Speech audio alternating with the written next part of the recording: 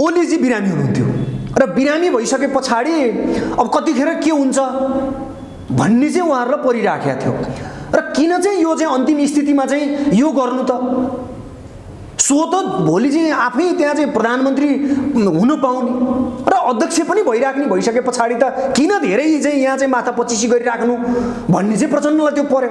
जब केपी ओली महाधिवेशनबाट अध्यक्ष बनेर आइसके पछाडि माधव नेपाल त पराजित भएका थिए त्यति बेला र चुनावमा झन्डै 2/3 मत ल्याउनु भयो उहाँहरूले र त्यो मत ल्याइसके पछाडि केपी ओली प्रधानमन्त्री बन्नुभयो 2074 साल फागुन 3 गते र प्रधानमन्त्री बनिसके पछाडि त्यहाँ प्रचण्डलाई पनि र माधव नेपाललाई पनि त्यहाँ चाहिँ असह्य भयो र उहाँहरूका स्वार्थहरू त्यहाँ मिलेनन् र हुन त पछि एमाले र माओवादी केन्द्र बीचको पार्टी एकता पनि भयो तर त्यो एकता सैद्धान्तिक वैचारिक आधारमा भएको थिएन।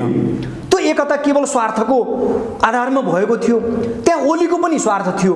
ओलीको स्वार्थ प्रचण्डलाई ल्याएर यसलाई म राम्रोसँग प्रयोग गर्छु र म आफू चाहिँ त्यहाँ चाहिँ हिरो बन्छु र आफैले चाहिँ त्यहाँ चाहिँ सबैको नेतृत्व गर्छु भन्ने ओलीको स्वार्थ थियो। केपी ओली प्रधानमन्त्री बनिसके पछाडि मेची महाकाली अभियान हामीले गर्यौं। लिम्पियाधुरा लिपुलेक र कालापानी चाहिँ हाम्रो त्यो चाहिँ नक्सा चाहिँ सार्वजनिक गर्नुपर्छ भनेर हामीले मेची महाकाली अभियान गर्यौं हामीले हैन र त्यो मेची महाकाली अभियानमा हामीले आम चाहिँ सबै देशभक्तहरू क्रान्तिकारीहरू परिवर्तनकामीहरू सबैलाई हामीले चाहिँ एउटा रंगले सम्प्रेषण गर्यौं। हाम्रा चाहिँ जो कार्यक्रमहरू लग्यौं हामीले चाहिँ त्यहाँ हामीले सबैलाई बुझायौं र अन्ततः त्यो हाम्रै चाहिँ आन्दोलन हाम्रै संघर्षको कारणले लिम्पियाधुरा लिपुलेक र कालापानी सहितको नक्सा सार्वजनिक गर्न बाध्य हुनु पर्यो। केपी ओली नेतृत्वको सरकारले चाहिँ बाध्य हुनु पर्यो त्यो। दर्शकवृन्द नमस्कार, आजको संवादमा यहाँहरूलाई स्वागत छ। स्वदेश नेपालमा आज हामीसँग कुराकानीका लागि नेकपा क्रान्तिकारी माओवादीका केन्द्रीय सदस्य तथा अखिल क्रान्तिकारीका केन्द्रीय अध्यक्ष हरिकृष्ण गजुरेल हुनुहुन्छ। हरिकृष्णजी स्वागत छ। धन्यवाद। अहिले नेकपा एमाले विभाजन भएको छ। यो परिदृश्यलाई नेकपा एमाले दुई चिरा भइराख्दाखेरि एउटा कम्युनिस्ट आन्दोलनमा लामो समयसम्म चाहिँ संघर्ष गरेको एउटा दल विभाजन हुँदै गर्दा यसलाई कसरी हेर्नु भएको छ? अहिले पछिल्लो स्थितिमा नेकपा एमालेको जुन ढङ्गले विभाजन भयो र यो विभाजन कुनै सैद्धान्तिक वैचारिक कारणले विभाजन भएको होइन। यो केवल स्वार्थको कारणले त्यहाँ विभाजन भएको हो। त्यहाँ भागबण्डा र पदको कारणले विभाजन भएको हो र आन्तरिक कलह चाहिँ उनीहरूको जुन देखा पर्यो र त्यो कुनै विचारको आधारमा लाइनको आधारमा र यो मुलुकलाई समृद्ध बनाउनको निम्ति यो मुलुकलाई विकसित बनाउनको निम्ति र त्यसै गरेर चाहिँ आम जनताको भाग्य र भविष्य सुनिश्चित गर्नको निम्ति नेकपा एमालेको बहस चलिराखेको थिएन र उनीहरूको बहस केमा केन्द्रित थियो भने सत्तामा केन्द्रित, स्वार्थमा केन्द्रित। कसरी भने हिजो जब केपी ओली महाधिवेशनबाट अध्यक्ष बनेर आइसके पछाडि माधव नेपाल त पराजित भएका थिए त्यति बेला र उहाँलाई कहाँनिर चाहिँ त्यो चाहिँ असह्य भयो भने त्यो पराजित हुनु उहाँको लागि असाध्यै असह्य उहाँले फिल गर्नुभयो र पछि जब निर्वाचन भयो र 74 सालको निर्वाचनमा त्यति बेला एमाले र माओवादी केन्द्रको बीचमा तालमेल भएर पार्टी चुनावमा गयो र चुनावमा झन्डै 2/3 मत ल्याउनु भयो उहाँहरूले र त्यो मत ल्याइसके पछाडि केपी ओली प्रधानमन्त्री बन्नुभयो 2074 साल फागुन 3 गते र प्रधानमन्त्री बनिसके पछाडि त्यहाँ प्रचण्डलाई पनि र माधव नेपाललाई पनि त्यहाँ चाहिँ असह्य भयो र उहाँहरूका स्वार्थहरू त्यहाँ मिलेनन् र हुन त पछि एमाले र माओवादी केन्द्र बीचको पार्टी एकता पनि भयो तर त्यो एकता सैद्धान्तिक वैचारिक आधारमा भएको थिएन। त्यो एकता केवल स्वार्थको आधारमा भएको थियो। त्यहाँ ओलीको पनि स्वार्थ थियो र त्यहाँ प्रचण्डको पनि स्वार्थ थियो। ओलीको के स्वार्थ थियो, प्रचण्डको के स्वार्थ थियो त्यो पार्टी एकतामा र त्यसमा माधव नेपालको स्वार्थ कहाँनिर मिलेन? यो प्रश्नसँग त्यहाँ कहाँनिर थियो भने ओलीको स्वार्थ प्रचण्डलाई ल्याएर यसलाई म राम्रोसँग प्रयोग गर्छु र म आफू चाहिँ त्यहाँ चाहिँ हिरो बन्छु र आफैले चाहिँ त्यहाँ चाहिँ सबैको नेतृत्व गर्छु भन्ने ओलीको स्वार्थ थियो र प्रचण्डको स्वार्थ के थियो भने ओली त बिरामी पनि थिए र त्यसो भइसकेपछि अब यिनले सशक्त ढङ्गले नेतृत्वदायी भूमिका निर्वाह गर्न सक्दैनन् र भोलि एमालेमा भएका सबै चाहिँ कार्यकर्ताहरूलाई पनि म राम्रैसँग चाहिँ तिनीहरूलाई लैजान्छु र ठुलो पार्टीको म नेता पनि बन्छु र प्रधानमन्त्री पनि बन्छु भन्ने उनको त्यो स्वार्थ थियो। प्रधानमन्त्री बन्छु भनेर त दुई वर्ष अढाई वर्ष बाँडफाँड गरेका थिए प्रचण्ड र केपी ओलीले, तर पछि त प्रचण्डले फेरि होइन 5 वर्ष नै चलाउनुहोस् केपीजी भनेर सुम्पिनु भएको छ नि। होइन, त्यहाँ यसो हो नि त, त्यहाँ किन त्यो सुम्पिनु भयो भने ओलीजी बिरामी हुनुहुन्थ्यो र बिरामी भइसके पछाडि अब कतिखेर के हुन्छ भन्ने चाहिँ उहाँहरूलाई परिराखेको थियो र किन चाहिँ यो चाहिँ अन्तिम स्थितिमा चाहिँ यो गर्नु त, सो त भोलि चाहिँ आफै त्यहाँ चाहिँ प्रधानमन्त्री हुन पाउने र अध्यक्ष पनि भइराख्ने भइसके पछाडि त किन धेरै चाहिँ यहाँ चाहिँ माथा पचिसी गरिराख्नु भन्ने चाहिँ प्रचण्डलाई त्यो पर्यो र त्यसले गर्दाखेरि उहाँको के थियो भने समग्र रूपमा ठुलो पार्टी बनाउँछु, त्यो ठुलो पार्टीको नेतृत्व मै हो र मैले नै त्यो सबैलाई चाहिँ एउटा ढङ्गले पुरै दाइँ गरेर लैजान्छु भन्ने प्रचण्डको स्वार्थ थियो। हेर्नुहोस् है, त्यहाँ त्यो स्वार्थ पुरा हुन सकेन, त्यत्तिकै पार्टी फुटेको होइन नि त र त्यत्तिकै उहाँहरूको चाहिँ के सैद्धान्तिक वैचारिक छलफल भएर पार्टी हिजो सुरुमा पार्टी मिलेको थियो र त्यो त होइन नि त, किनभने त्यो त त्यहाँ चाहिँ कसैको चाहिँ लहरको आवेगको आधारमा त्यहाँ चाहिँ पार्टी एकता भएन थियो। हिजो उहाँहरूले भन्नुभएको होइन, यो त टेम्पो चलाउने होइन त, जेट विमान चलाउनको लागि त दुई जना चाहिँ पाइलट चाहिन्छ भनेर हिजो उहाँहरूले भन्नुभएको होइन, तर दुर्घटना के कसरी भयो त त्यो पुष्टि भएन। आम चाहिँ जनताले प्रष्ट ढङ्गले त्यो अहिले पुष्टि हुने गरेर चाहिँ यो परिदृश्यले चाहिँ सबै स्पष्ट गरेन, सो त पुष्टि भयो नि त अब अहिले। र माधवको त्यहाँ कहाँनिर स्वार्थ रह्यो त भने माधव अब अध्यक्ष हारिसके पछाडि प्रधानमन्त्री हुने माधवको चाहिँ इच्छा थियो। माधव त्यहाँ प्रधानमन्त्री हुन नपाइसके पछाडि अब अध्यक्ष पनि नहुने प्रधानमन्त्री पनि नहुने र यसले चाहिँ उहाँलाई चाहिँ असाध्यै बढी चाहिँ त्यहाँ चाहिँ अब आफूलाई चाहिँ त्यहाँ चेपुवामा परेको चाहिँ उहाँलाई अनुभूति भयो। त्यहाँ सुरुदेखि नै त्यहाँ खास भन्ने हो भनेदेखि राम्रो ढङ्गले चाहिँ यो केन्द्रमा र प्रदेश 6वटा प्रदेशमा उहाँहरूकै सरकार होइन, स्थानीय तहसम्म चाहिँ त्यति बेला सबैतिर चाहिँ नेकपाको सरकार बनेको होइन। कहाँ पुग्यो त अभिगत? चुनावको बेलामा बहुमत दिनुस् भनेका थिए उनीहरूले, तर बहुमत मात्रै होइन झन्नै 2/3 प्राप्त गरे हो नि त, जनताले दिया हो नि त, तर परिस्थिति कहाँ पुग्यो त? हो, यसले गर्दाखेरि कहाँ भयो त भन्नुलाई भने स्वार्थको कारणले गर्दाखेरि यहाँ चाहिँ उनीहरू मिलेर रहन सकेनन् र अन्तत पछिल्लो स्थितिमा ओली र माधव नेपालको फुट पनि स्वार्थ नमिलेकै कारणले भएको। अब के प्रचण्ड र माधव नेपाल मिल्ने सम्भावना चाहिँ कतिको देख्नुहुन्छ? अब पार्टी मिल्नको निम्ति सैद्धान्तिक वैचारिक पक्ष मिल्नुपर्छ, तर एजेन्डा मिल्नुपर्छ। तपाईँले अघि नै भनिसक्नुभयो नि कि एमाले र माओवादी केन्द्र मिल्न त वैचारिक सैद्धान्तिक भन्दा पनि स्वार्थ केन्द्रित थियो भनेर। जब तपाईँहरू सहित कुनै समय तपाईँको नै सर्वोच्च नेता प्रचण्ड जब स्वार्थ सिद्धान्त भन्दा पनि स्वार्थमा केन्द्रित हुनुहुँदो रहेछ, तपाईँहरूको चाहिँ कम्युनिस्ट पार्टी भनौँ, तपाईँहरूका वाम घटकहरू चाहिँ स्वार्थकै आधारमा मिल्दा रहेछन्, फुट्दा रहेछन्, स्वार्थ नमिल्दा फुट्दा रहेछन्, अनि अब फेरि स्वार्थ त मिलाउला नि त। यस्तो हो, हेर्नुहोस् है, स्वार्थकै कारणले जब पार्टी मिल्छ भने त्यो पार्टी टिक्दैन कि होइन। त्यो किन टिक्दैन भने स्वार्थ त सबैको पुरा हुँदैन नि, सबै मान्छे प्रधानमन्त्री हुन्छ, सबै मान्छे अध्यक्ष हुन्छ, हुँदैन नि त। त्यो त के को निम्ति त त्यहाँ चाहिँ मिल्ने? एजेन्डाको आधारमा मिलेको पार्टी, सैद्धान्तिक वैचारिक पक्ष मिलेर बनेको पार्टीको त्यसले एउटा लामो गति पैदा गर्छ, त्यसले त्यो अगाडि बढ्न सक्छ, बढ्छ। तर जहाँ स्वार्थ हाबी हुन्छ, स्वार्थ हाबी भएको पार्टी त्यो लामो समय टिक्दैन भन्ने कुरो त पुष्टि हो नि। हेर्नुहोस् त के थिएन उहाँसँग। अब यहाँ चाहिँ केन्द्रदेखि स्थानीय तहसम्म सबै उहाँहरूकै हालिमुहाली होइन, कहाँ पुग्यो अहिले त्यो अभिगत कहाँ पुग्यो आज? हो, यसले गर्दाखेरि एजेन्डा यहाँ त चाहिँ विचार मिल्नु पर्यो नि त। यहाँ त कम्युनिस्ट पार्टी के को आधारमा बन्ने? यहाँ त गम्भीर प्रश्न छ। यहाँ कम्युनिस्ट पार्टी त एजेन्डाको आधारमा विचारको आधारमा बन्ने होला नि त, तर अहिले त विचार कहाँ पुग्यो, सिद्धान्त कहाँ पुग्यो?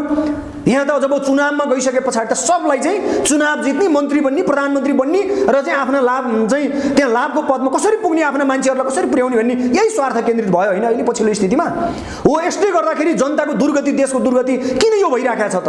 नेताहरूले भन्ने लोकतन्त्र भन्ने, तर वास्तवमा के गरेर त्यहाँ लुटतन्त्र मचाएको होइन।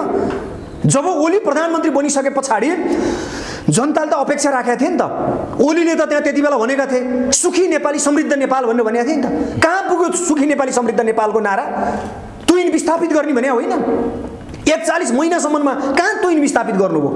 र अन्तत हेर्नुहोस् त यही साउन 15 गते जयसिंह धामी महाकाली नदीमा चाहिँ त्यहाँ बेपत्ता हुनु पर्यो भनेपछि अझसम्म पनि बुझ्नु पर्दैन कहाँ पुग्यो त यहाँ आफूले गरेका प्रतिबद्धताहरू?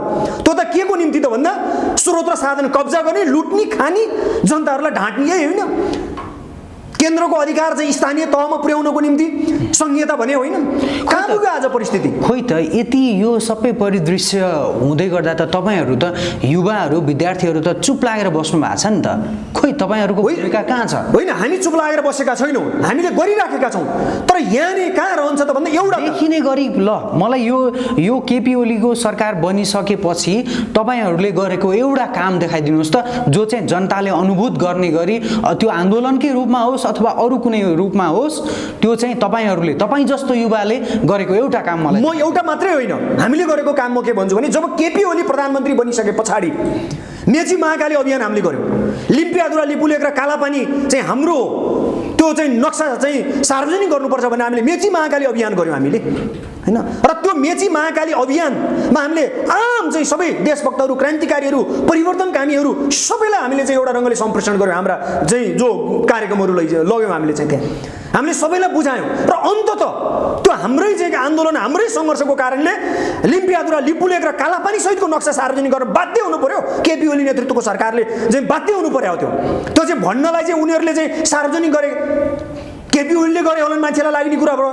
तर हाम्रो प्रेसरको कारणले हामीले मेची महाकाली अभियान गऱ्यौँ र हामीले पुरै आन्दोलन गऱ्यौँ, हामीले सडक सङ्घर्ष गऱ्यौँ, हामीले जनताका घर दैलोमा हरेक ठाउँमा गाउँ बस्तीमा हामी पुग्यौँ र जनतालाई हामीले सचेत गरायौँ, हामीले सुसूचित गऱ्यौँ।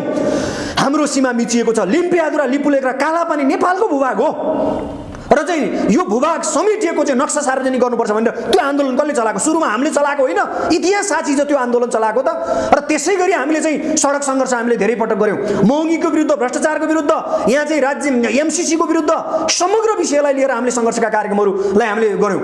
र तर चाहिँ हामीले कार्यक्रम गरेका छैनौँ। तर एउटा समस्या कहाँनिर हो भने नि हामीले जति कार्यक्रमहरू गर्छौँ र अन्तत त्यो कार्यक्रम चाहिँ के हुन्छ त राम्रोसँग जनताको बिचमा पुर्याउने मिडियाहरूको जो भूमिका हो, मिडियाहरूले त्यो इमान्दारिताका साथ त्यो भूमिका निर्वाह गर्दैन। र पत्रकार चाहिँ जो पत्रकार जगत छन्, यहाँका चाहिँ पत्रकार जगतले त्यो चाहिँ निष्पक्ष भएर त्यो चाहिँ समाचारलाई चाहिँ सम्प्रेषण गर्ने काम भइरहेको छैन। र अहिले सबैभन्दा बढी कार्यक्रम केपी ओली प्रधानमन्त्री भएर आइसके पछाडि सबैभन्दा बढी कार्यक्रम र सङ्घर्षको गतिविधि सञ्चालन गरेका छ त त्यो हाम्रै पार्टी नेकपा क्रान्तिकारी माओवादी पार्टी र हाम्रै सङ्गठन अखिल क्रान्तिकारीले गरिरहेका छन् त, र हाम्रै देशभक्त जनगणतान्त्रिक मोर्चा नेपालले गरिरहेका छन् त।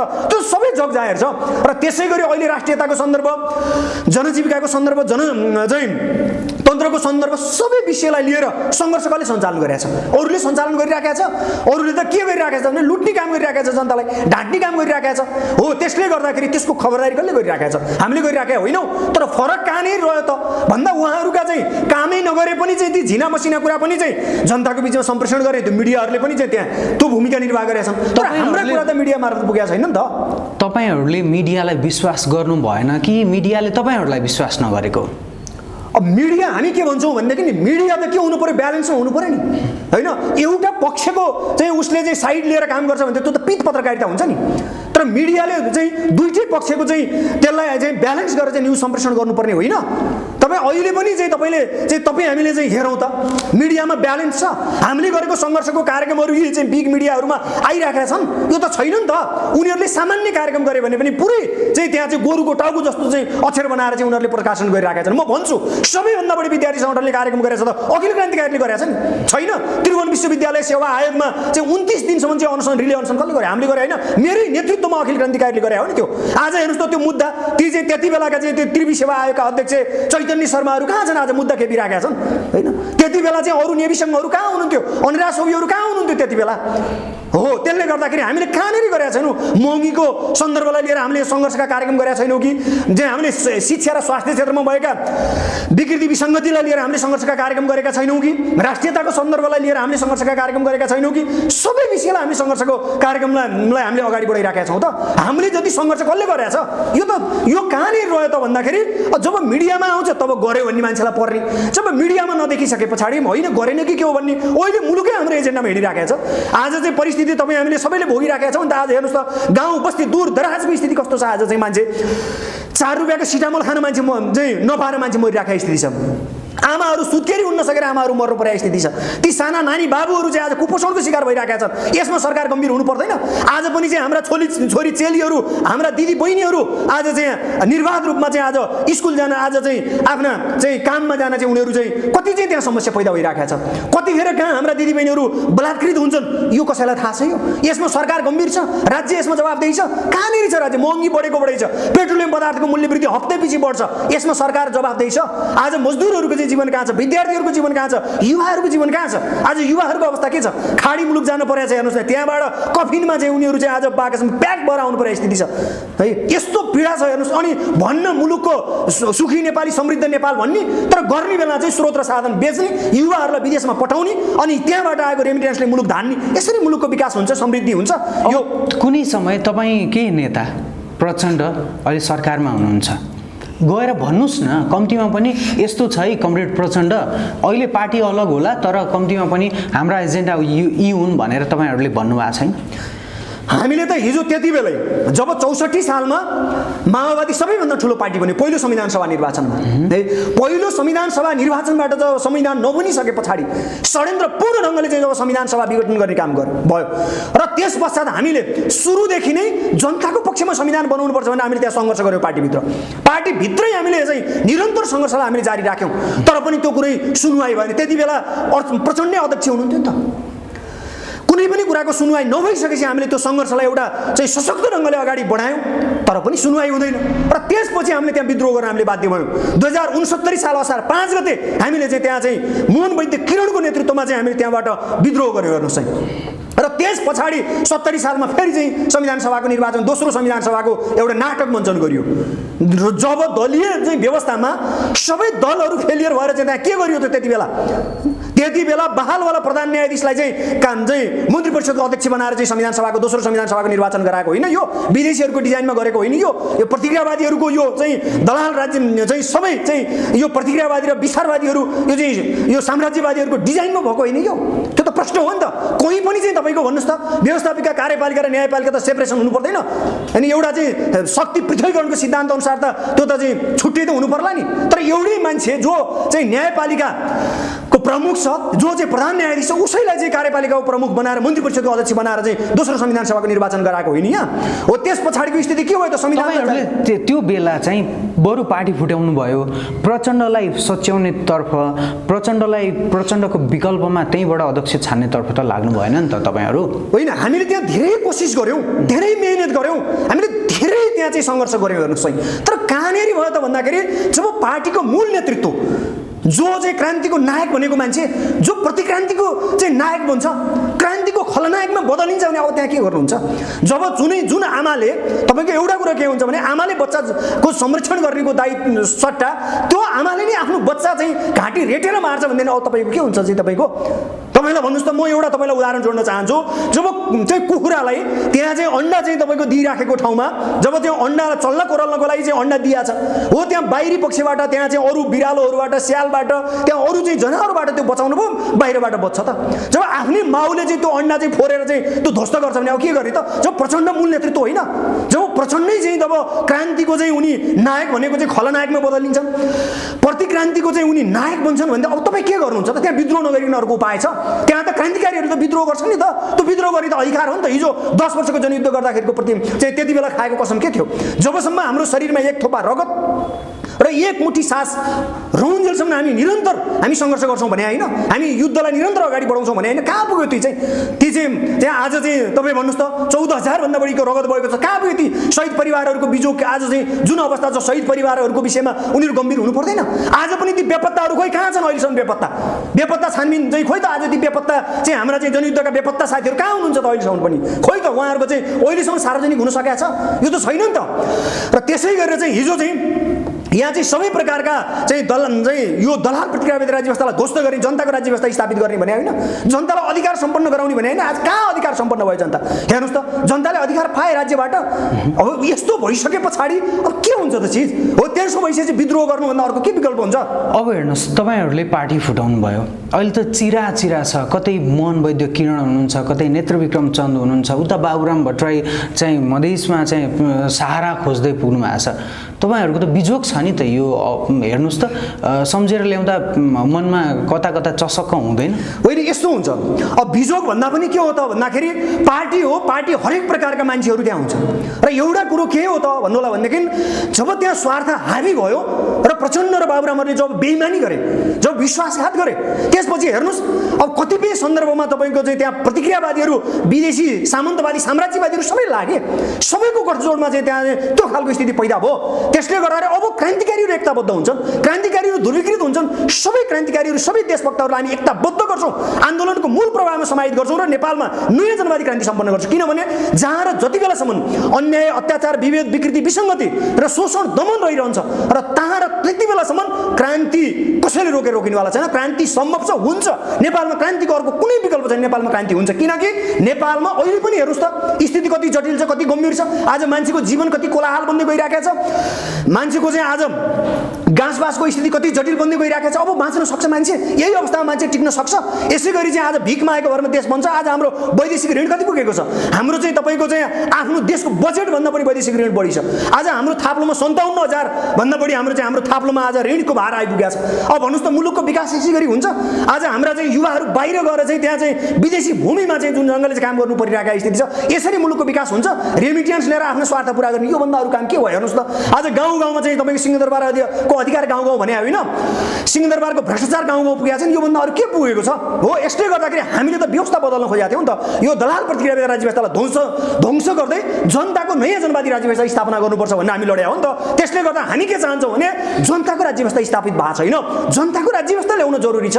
र जनताको राज्य व्यवस्था ल्याउनको निम्ति अब हामीले सबै क्रान्तिकारीहरूलाई हामीले एकताबद्ध गर्नुपर्छ, गोलबद्ध गर्नुपर्छ र क्रान्तिको मूल प्रवाहमा समाहित गरेर सबै जनतालाई अब सङ्घर्षमा उतारेर अब हामीले नेपालमा नयाँ जनवादी क्रान्ति सम्पन्न गर्नुपर्छ र अहिलेको सत्ता, सरकार र व्यवस्थाको विकल्प दिनुपर्छ। किनकि यो व्यवस्थामा जो कोही प्रधानमन्त्री भयो नि, अहिले हेर्नुहोस् त शेरबहादुर देउवा प्रधानमन्त्री भएको कति समय भयो र शेरबहादुर देउवा प्रधानमन्त्री चाहिँ भएको आज चाहिँ तपाईँको चाहिँ 1.5 महिना भन्दा नि बढी हुन लागिसक्यो। अहिलेसम्म मन्त्री परिषद विस्तार गर्न सकेको स्थिति छैन। यसो भएपछि मुलुकको विकास हुन्छ, समृद्धि हुन्छ। र आज भन्नु शेरबहादुर देउवा 5औं पटक प्रधानमन्त्री हो नि अहिले, तर 5औं पटक प्रधानमन्त्री हुँदाखेरि शेरबहादुर देउवाले जनता र देशको निम्ति 5वटा चाहिँ गर्न लायक काम के गर्नुभयो त?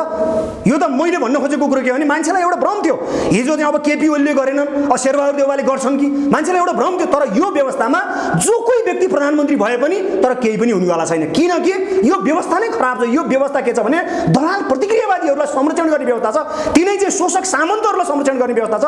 त्यसले गर्दा यो व्यवस्था त ध्वस्त गरिदिनुपर्छ। यो व्यवस्था ध्वंस गरेर जनताको व्यवस्था स्थापित गर्न जरुरी छ।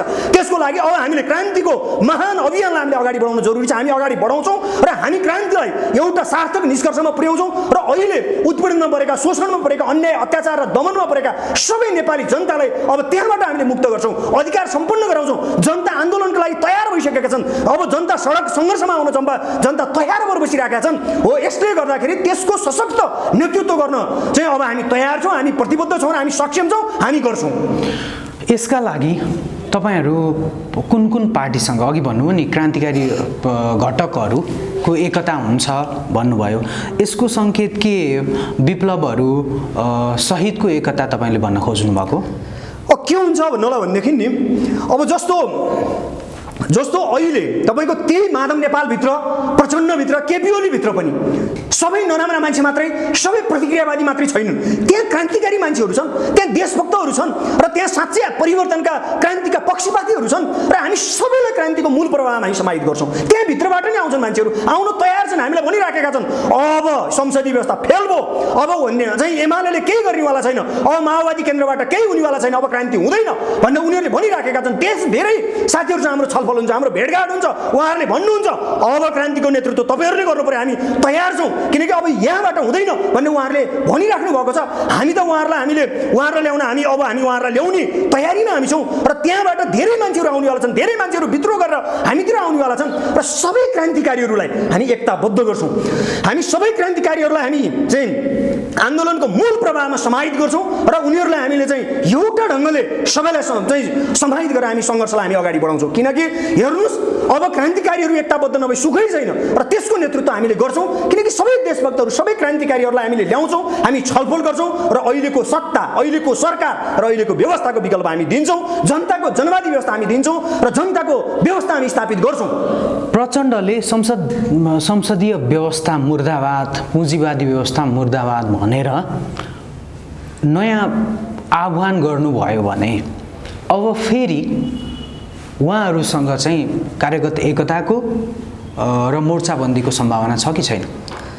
अब के गर्नु पर्यो भने उहाँ जुन भाषमा अहिले भाषिनु भएको छ नि, त्यहाँबाट उठ्न उहाँलाई धेरै गाह्रो छ है। तर किन गाह्रो छ भने उहाँ त पुरै संसदीय व्यवस्थाको त अब यतिसम्म कि क्रान्तिको नायक भन्ने मान्छे हो नि। आज त उहाँ त प्रतिक्रान्तिको नायक बन्न पुग्नु भएको छ। उहाँको लागि त ठिकै हो, उहाँको लागि उहाँले जे गरिराखेको छु ठिकै गरिरहेको छु जस्तो लाग्ला नि त उहाँलाई। त आज शहीद परिवारले के पाए, बेपत्ताहरूको परिवारहरूको स्थिति के छ, आज जनताको जीवनस्तर के छ, गाउँ बस्ती दूर दराजमा चाहिँ के छ स्थिति, त्यो विषयमा सोच्नु पर्दैन? आफ्नो लागि जनयुद्ध लडे हो, आफ्नो सुख सयल मोज मस्ती आफ्नो चाहिँ स्वार्थको निम्ति जनयुद्ध लडेको हो। किन जनताहरूलाई चाहिँ हिजो चाहिँ शहीद बनाएको, जनताका छोराछोरीहरूलाई चाहिँ किन हिजो चाहिँ पढ्दै गरेका जनताका छोराछोरीहरूलाई किन चाहिँ त्यहाँ बन्दुक बोकाएर पठाएको? आमूल परिवर्तनको निम्ति भनेर त्यसको नेतृत्व गरेको होइन? त्यो जिम्मा लिनुपर्छ पर्दैन अब प्रचण्डले? हो, त्यसले गर्दाखेरि हाम्रो यहाँ कुनै चाहिँ हाम्रो व्यक्तिगत हाम्रो रिसिभीको कुरा होइन नि त। हामीले त के हो भनेदेखि साँच्चै हिजो खाएको कसम पुरा गर्नु पर्दैन? के परिवर्तन पाए त जनताले? ल आज पनि शहीद परिवारको स्थिति हेर्नुहोस् त, कति दर्दनाक स्थिति छ। के छ शहीद परिवारको अवस्था भन्ने सन्दर्भमा गम्भीर भएर सोच्ने भने कस्तो चाहिँ जटिल स्थिति छ। बेपत्ताहरू अहिले पनि चाहिँ कहाँ छन् थाहा छ? अहिले पनि थाहा छैन नि त। त्यसै गरी बेपत्ता परिवारहरूको स्थिति के छ हेर्नुहोस् त। आज पनि दूरदराज गाउँ बस्तीहरूको स्थिति के छ? अहिले तपाईँको कोभिड-19 को पहिलो लहर र दोस्रो लहरको जो अवस्था पछाडिको मान्छेको जीवन कस्तो भइराखेको छ, यसले चाहिँ अब परिस्थिति कता जाँदैछ त? हो, त्यसले गर्दा जनयुद्ध के को निम्ति थियो त? आमूल परिवर्तनको निम्ति होइन जनयुद्ध। तर आज परिवर्तन भयो त, आमूल परिवर्तन भयो त, यही संसदीय व्यवस्थाकै निम्ति थियो भने किन जनयुद्ध लड्नु पर्थ्यो त? यही संसदीय व्यवस्थामै गएर त्यही लम्बसार पर्ने र त्यही रमाउनु थियो भने हिजो जनयुद्ध किन लड्नु थियो त? यो गम्भीर प्रश्न छैन? यसको जवाफ दिनुपर्छ पर्दैन प्रचण्डले?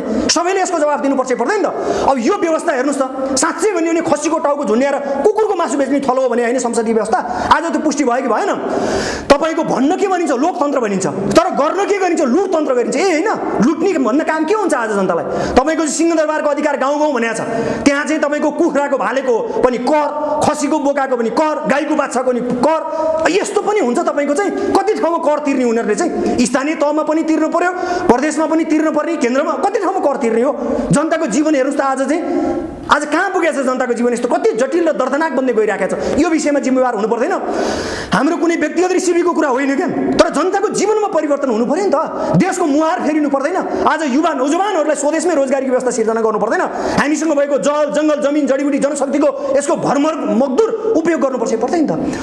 अनि विकासको कुरा गर्ने, अनि समृद्धिको कुरा गर्ने, युवाहरूलाई बाहिर पठाउने, अनि रेमिटेन्स ल्याएर मुलुक धान्न पर्ने, अनि आज हामी चाहिँ सामानहरू खोइ हामी कच्चा पदार्थ आयात गर्ने, तर चाहिँ हामी अझै जब त्यो प्युरिफाइड जो चाहिँ रेडिमेड सामानहरू तयारी सामानहरू हामी आयात गर्नु परिरहेको छ। अनि हामी केमा रमाउँछौँ? हामी चाहिँ आयात गर्दाखेरि उठेको ट्याक्समा हामी रमाउँछौँ। यसरी मुलुकको विकास हुन्छ, समृद्धि हुन्छ? खोइ उद्योग, खोइ कल कारखाना, खोइ विकास, खोइ चाहिँ तपाईँको चाहिँ त्यहाँ चाहिँ अब त्यहाँ एउटा ढङ्गले चाहिँ तपाईँ उद्योग कल कारखाना खोल्नु पर्दैन? जनतालाई चाहिँ त्यहाँ एउटा ढङ्गले त्यहाँ उ गर्नु पर्दैन? त्यहाँ चाहिँ लगाउनु पर्दैन, काममा लगाउनु पर्दैन? र चाहिँ हाम्रोसँग भएको स्रोतहरूको परिचालन गर्नु पर्दैन? आज चाहिँ हेर्नुहोस् न, हाम्रा स्रोत र साधनहरू अरूलाई सुम्पिएर मुलुकको विकास समृद्धि सम्भव छ। एमसीसी जस्तो राष्ट्रघाती परियोजनाको निम्ति चाहिँ आज मर्यादा गरेर लागिरहेका छन्। यदि एमसीसी नेपालमा लागू हुने हो भने नेपालको स्थिति के हुन्छ? नेपालको स्थिति सिरिया बन्दैन, अफगानिस्तान बन्दैन, नेपालको स्थिति चाहिँ कति चाहिँ कुवेत बन्दैन, जटिल हुँदैन? हो, यो विषय गम्भीर ढङ्गले सोच्नु पर्दैन त? त्यसले गर्दाखेरि एमसीसी जस्तो राष्ट्रघाती परियोजना जहाँ 50 करोड अमेरिकी डलरको निम्ति यत्रो मर्यादा गर्न जरुरी छ। आज चाहिँ तपाईँको कर उठाउन नसक्ने, एनसिएलको कर अहिलेसम्म उठाउन सकेको छैन। हेर्नुहोस् आज चाहिँ तपाईँको चाहिँ बेरुजी हेर्नुहोस् त, प्रदेशहरूमा कति बेरुजी छ, सबै प्रदेशहरूमा चाहिँ अरबौँ अरब चाहिँ बेरुजी छ, कहीँ 1 अरबभन्दा बढी, कहीँ 3 अरबभन्दा बढीसम्म बेरुजी छ। अनि हुन्छ मुलुकको विकास समृद्धि हुन्छ यसरी। आज चाहिँ तपाईँको चाहिँ हरेक गाउँ गाउँ बस्तीमा हेर्नुहोस् त, आज वडा अध्यक्ष चाहिँ तपाईँको त्यहाँको राजा बनिराखेको छ। हेर्नुहोस् चाहिँ यसरी हुन्छ विकास समृद्धि? यो त हुनेवाला छैन नि त। हो, यसले गर्दाखेरि हामीले के भनिराखेको छ भने अब यो सत्ता, यो व्यवस्था र यो सरकार पूर्ण रूपमा असफल भयो। अब यो व्यवस्थाको विकल्प दिन जरुरी छ। यो व्यवस्थाको विकल्प भनेको नयाँ जनवादी व्यवस्था हो र त्यो नयाँ जनवादी व्यवस्था अब नल्याइकन अब सुखै छैन। त्यसको निम्ति हामी सबै देशभक्तहरू, सबै क्रान्तिकारीहरू, सबै परिवर्तनका पक्षपातीहरू, यो मुलुकलाई माया गर्ने मान्छेहरू सबैलाई हामी चाहिँ सङ्गठित हामीले उहाँहरूलाई एकत्रित गर्न जरुरी छ। आन्दोलनको मूल प्रवाहमा समाहित गर्नु जरुरी छ र उहाँहरू सबैसँग बसेर छलफल गरेर चाहिँ एउटा ढङ्गले यो मुलुकलाई एउटा निकास दिन जरुरी छ। किनकि नेपालमा क्रान्ति अपरिहार्य छ, सम्भव छ र क्रान्ति हुन्छ, कसैले रोकिनेवाला छैन। किनकि नेपालमा क्रान्ति बाहेक अरू कुनै पनि माध्यमबाट जनताको समस्या समाधान पनि हुँदैन। यहाँको दलाल प्रतिक्रियावादी राज्य व्यवस्थालाई ध्वस्त नगरिकन जनताको राज्य व्यवस्था स्थापित हुँदैन। त्यसले गर्दाखेरि सबै क्रान्तिकारीहरूले एकताबद्ध गरेर यो राज्य व्यवस्थालाई ध्वस्त गरिदिएर जनताको राज्य व्यवस्था स्थापित गर्ने हो। यो हाम्रो चाहिँ सबैको दायित्व हो। त्यसको सशक्त हामी नेतृत्वदायी भूमिका निर्वाह गर्छौँ। हामी त्यसको लागि तयार छौँ, सक्षम छौँ र आम सबै अब आन्दोलनको लागि, सङ्घर्षको लागि सबै स्वदेश र विदेशमा रहेका सबै दाजुभाइ दिदीबहिनीहरूलाई पनि हामी अपिल गर्छौँ र चाहिँ आन्दोलनको मूल प्रवाहमा समाहित हुनलाई सबैलाई हामी अनुरोध गर्छौँ र त्यसको नेतृत्व नेपाल कम्युनिस्ट पार्टी क्रान्तिकारी माओवादी र अखिल क्रान्तिकारी देशभक्त जनगणतान्त्रिक मोर्चा नेपाल हामीले सशक्त ढङ्गले गर्छौँ र यो मुलुकलाई एउटा नयाँ जीवन दिन्छौँ। सुन्दर समुन्नत मुलुकको रूपमा हामी यसलाई स्थापित गर्छौँ। अहिले तपाईँले भन्दै हुनुहुन्छ नि जनवादी राज्य व्यवस्था, यहाँ त राजतन्त्र अथवा राजावादीहरू के भन्दैछन् भने अब चाहिँ धर्मनिरपेक्षता र हिन्दू राष्ट्र सहित राज संस्थाको विषयमा जनमत सङ्ग्रह गर्नुपर्छ भन्दैछन्। अब यो बिचमा 3टा व्यवस्था छ, हेर्नुहोस् है।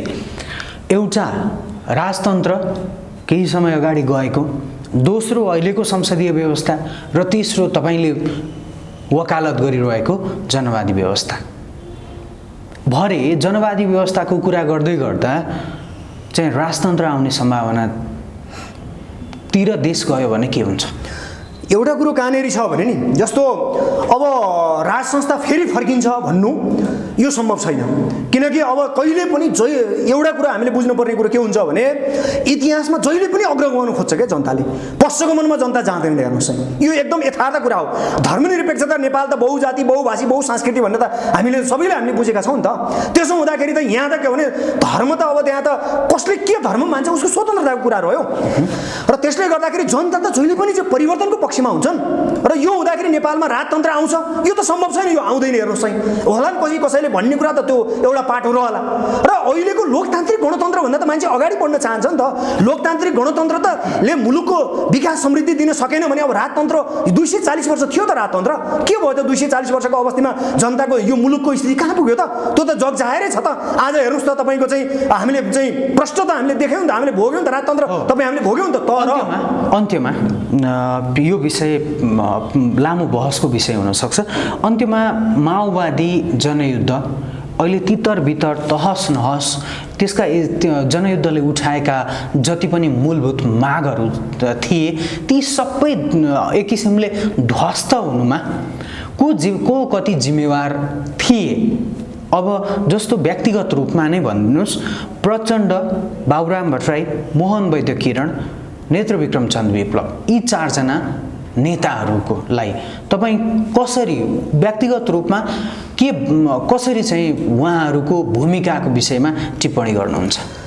अब सारमा के हुन्छ भने नि मुख्यतः हामी प्रष्ट हुनुपर्ने कुरा भनेको जब चाहे क्रान्तिको होस् चाहे प्रतिक्रान्तिको होस् मुख्य लिडरसिपमा त्यो कुरो निर्भर रहन्छ। बढी चाहिँ त्यसमा निर्भर रहन्छ।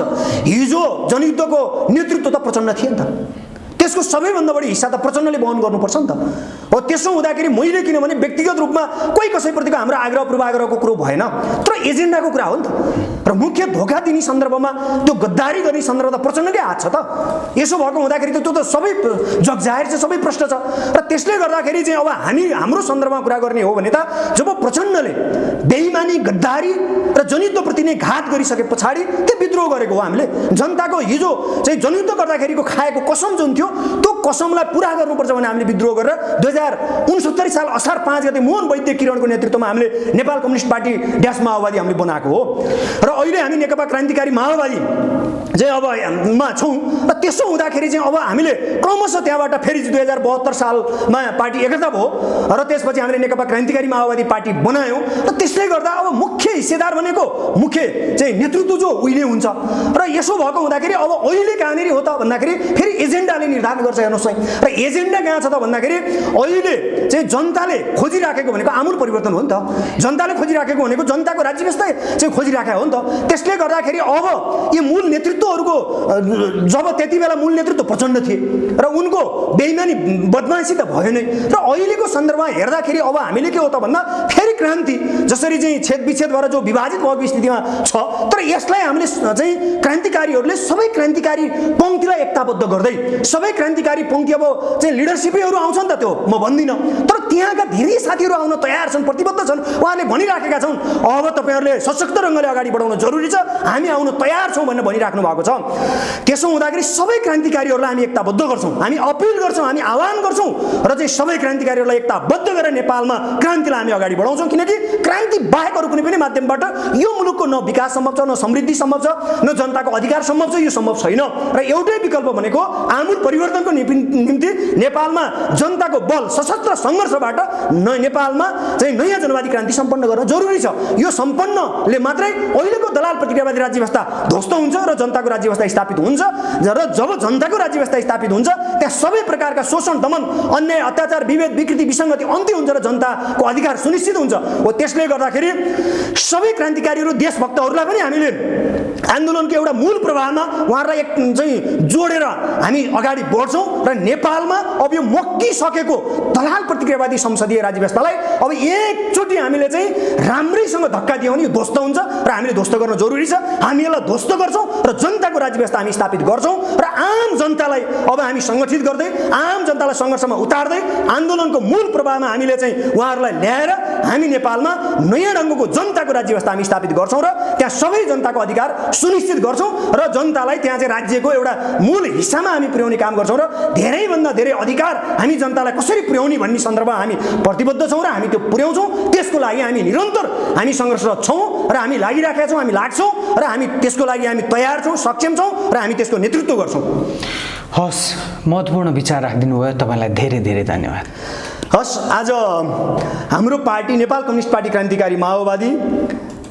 र त्यसै गरी देशभक्त जनगणतान्त्रिक मोर्चा नेपाल र अखिल क्रान्तिकारी को तर्फबाट अहिलेको समसामयिक विषय सहित हाम्रा कुराहरू राख्ने जो एउटा अवसर दिनुभयो यसमा म स्वदेश नेपाल मिडिया र तपाईँ लगायत सबै मिडिया कर्मी साथीहरूलाई पनि म धेरै धेरै धन्यवाद भन्न चाहन्छु हस् धन्यवाद